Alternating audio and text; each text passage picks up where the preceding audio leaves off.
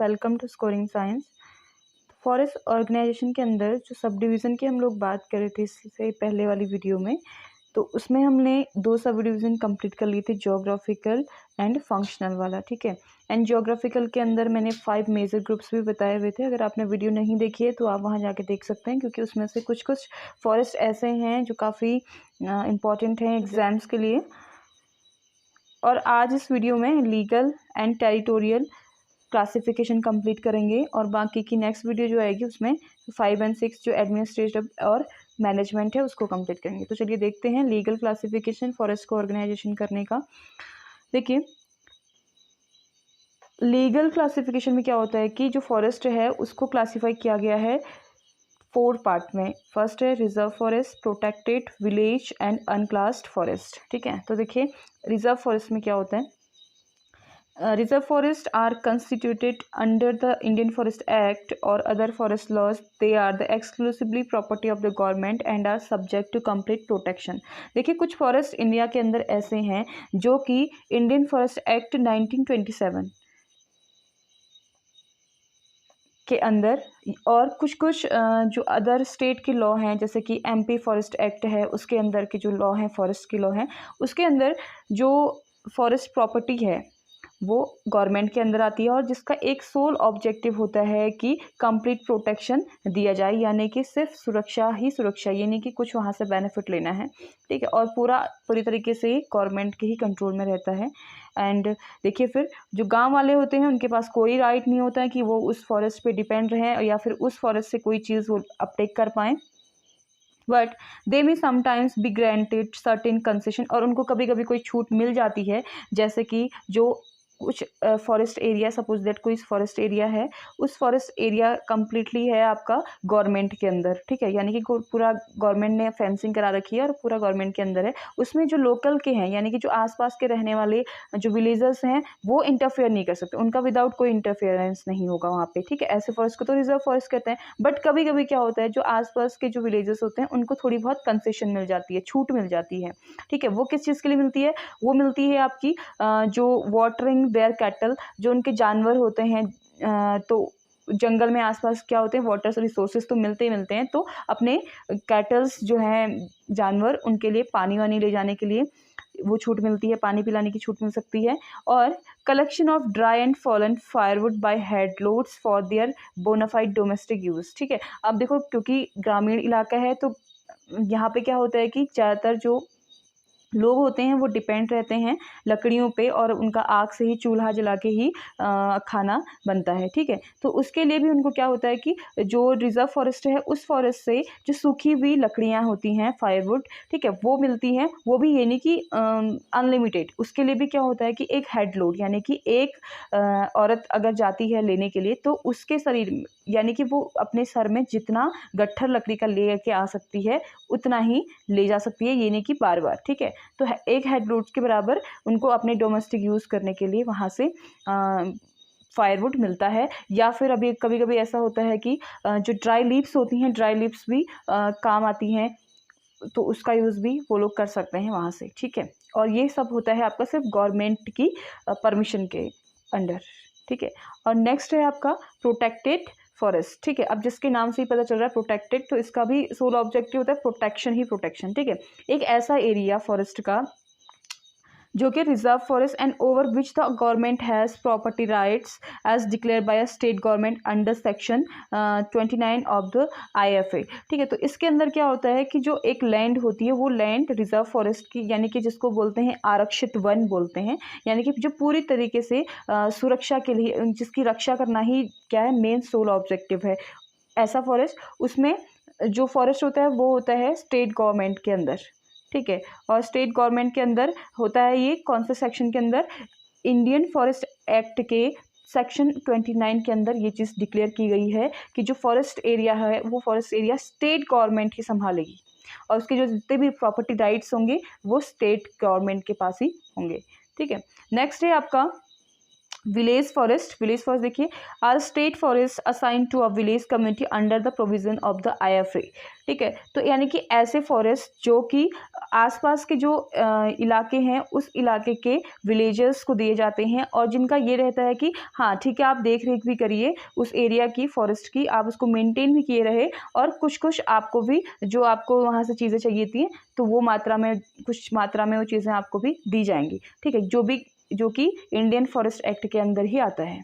ठीक है, अब बात आती है अनक्लास्ड फॉरेस्ट। ठीक है, तो अनक्लास्ड फॉरेस्ट यानी कि जो पिछले हमने 3 पढ़े तो उनको एक क्लास वाइज डिवाइड किया गया है। तो कुछ फॉरेस्ट ऐसे होते हैं जैसे कि बताया ना कि reserve forest, protection forest, production forest and village forest. तो उसी तरीके से कुछ फॉरेस्ट ऐसे हैं जिनको क्लासीफाई नहीं किया गया है। ठीक है, और जो कि हैं तो गवर्नमेंट के, बस इस तरीके से क्लासीफाई नहीं किया गया है कि ये रिजर्व फॉरेस्ट है या प्रोटेक्टेड फॉरेस्ट है या विलेज फॉरेस्ट है। ठीक है, तो देखिए, are forest owned by government but not constitute into reserve, protected और विलेज फॉरेस्ट, जो कि डिवाइडेड नहीं है। जो इन तीनों के अलावा जो बाकी का फॉरेस्ट है या फॉरेस्ट लैंड है उसको बोला जाता है अनक्लास्ड फॉरेस्ट। तो ये तो हमने पढ़ लिया लीगल क्लासिफिकेशन। अब हम पढ़ लेते हैं टेरिटोरियल क्लासिफिकेशन, यानी कि कोई एक पर्टिकुलर एरिया जो है उसके अंदर भी कैसे फॉरेस्ट को मैनेज किया जाता है। यानी कि सपोज दैट कोई रिजर्व फॉरेस्ट ही है। ठीक है, तो रिजर्व फॉरेस्ट है या फिर कोई प्रोटेक्टेड फॉरेस्ट है, कोई भी विलेज फॉरेस्ट है, कोई भी फॉरेस्ट है जो कि गवर्नमेंट के अंदर है या फिर विलेजर्स के अंदर है, तो उसको भी, उस एरिया को भी किस तरीके से मैनेज किया जाता है, उसको भी कैसे डिवीजन किया जाता है उसका। ठीक है, तो देखिए, for executive and protective works forest are divided into block, compartments and sub compartment. देखिए, अच्छा खासा वर्क हो सके उधर, और साथ साथ ही आपके जो फॉरेस्ट हैं वो फॉरेस्ट अच्छे तरीके से मेंटेन हो सकें, और जो ट्रीज़ हैं, ट्रीज़ का प्रॉपर जितनी उसकी ग्रोथ है वो ग्रोथ हो सके, और उनको किसी भी चीज़ की प्रॉब्लम लाइक इंसेक्ट पेस्ट या फिर कुछ ऐसी चीज़ें जो हम रिसर्च के थ्रू कर सकते हैं, या कुछ ऐसी प्रॉब्लम आ रही हो जिसके लिए हम इजीली आइडेंटिफाई कर सकते हैं कि हाँ इस साइड को ये प्रॉब्लम है तो हमें यहाँ पे ये चीज़ें करनी है। मतलब कि एक अच्छे तरीके का मैनेजमेंट करने के लिए इसकी ज़रूरत होती है टेरिटोरियल क्लासिफिकेशन की। तो इसमें क्या होता है, किसी भी एरिया या फॉरेस्ट को ब्लॉक में डिवाइड किया जाता है। तो देखिए, ब्लॉक में क्या होता है, it is a main territorial division of the forest generally bounded by natural features and bearing a local proper name. ठीक है, देखिए, अब कोई एरिया है यहाँ पे सपोज दैट, ठीक है, तो जैसे कि सपोज दैट यहाँ के इस गांव का जो नाम है उसी के नाम पे यहाँ पे इस फॉरेस्ट का नाम रखा गया है, या फिर यहाँ पे मान के चलो कि कोई नदी वाला है, एरिया भी है जो कि फॉरेस्ट से होते हुए जाता है, तो उस नदी के नाम पे भी फॉरेस्ट का नाम कभी कभी पड़ जाता है। ठीक है, मतलब कि जो एक लोकल प्रॉपर नेम है उस नाम से रखा जाता है उस ब्लॉक को, फॉरेस्ट को नहीं, वो ब्लॉक को, एक पर्टिकुलर ब्लॉक को। ठीक है, जैसे कि आपने देखा होगा कि शहरों में क्या होता है कि अच्छा ये तो ये वाला मोहल्ला है, इस मोहल्ले का नाम ये है, यानी कि मोहल्ले वाइज ऐसे किए जाते हैं डिवाइड। उसी तरीके से फॉरेस्ट का भी सीन होता है।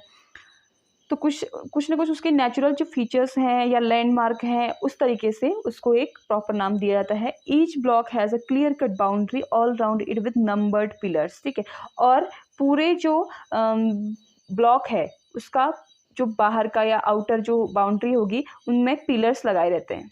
ठीक है, ताकि पता चल जाए कि ये एक पूरा ब्लॉक है, और यहाँ पे अदर जो और भी ब्लॉक होंगे बहुत सारे तो उनको ऐसे क्लासीफाई, यानी कि उन पे भी पिलर लगा रहेगा, यानी कि जो कि एक डिफ्रेंशिएट पैदा करते हैं एक ब्लॉक के और दूसरे ब्लॉक के बीच में।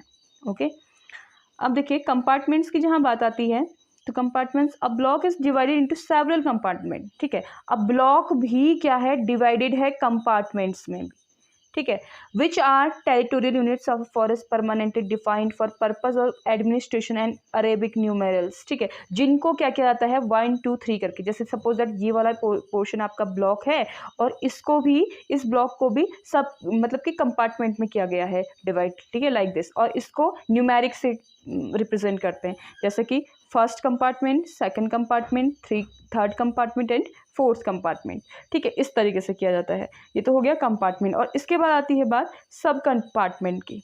तो देखिए, सब कंपार्टमेंट में क्या है, if a compartment does not carry one forest type uniformly and is not suitable for a uniform descriptive inventory and treatment, it may be temporarily और permanently divided into sub compartment. अब देखिए, जैसे कि अभी हमारा कंपार्टमेंट बन चुका है, यानी कि सपोज दैट ये 1 कंपार्टमेंट जो कि ऊपर से लिया है, कंपार्टमेंट से ही लिया गया है। ठीक है, अब इसमें भी क्या हो रहा है कि ये जो इसमें जितने भी फॉरेस्ट सॉरी जिस इसमें जितने भी ट्रीज़ ग्रो कर रहे हैं या जितने भी प्लांट्स ग्रो कर रहे हैं या कोई क्रॉप ग्रो कर रही है, कुछ भी हो सकती है, वो नहीं मैनेज हो पा रही है अच्छी तरीके से, यूनिफ़ॉर्मली वो नहीं मैनेज हो पा रही है, या फिर वो सूटेबिलिटी नहीं मिल पा रही है वहाँ पे और उनको अच्छा-सा ट्रीटमेंट भी नहीं मिल पा रहा है। तो इसके लिए क्या कर सकते हैं, इसको भी डिवाइड कर सकते हैं आप अपने ईज़ीनेस के लिए, ठीक है? यानी कि अब आपने कंपार्टमेंट को भी डिवाइड कर दिया तो उसको बोलेंगे, जैसे ये एक ए कंपार्टमेंट एंड बी कंपार्टमेंट आप उसको कह सकते हैं या कोई भी ऐसे नाम दे सकते हैं। तो ठीक है, तो इस तरीके को बोला जाता है सम कंपार्टमेंट, ठीक है।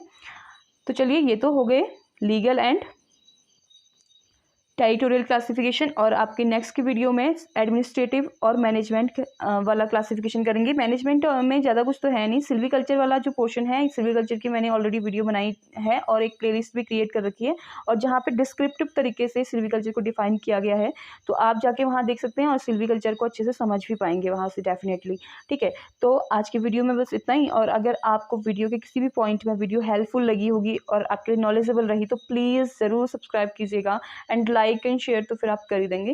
Thanks for watching.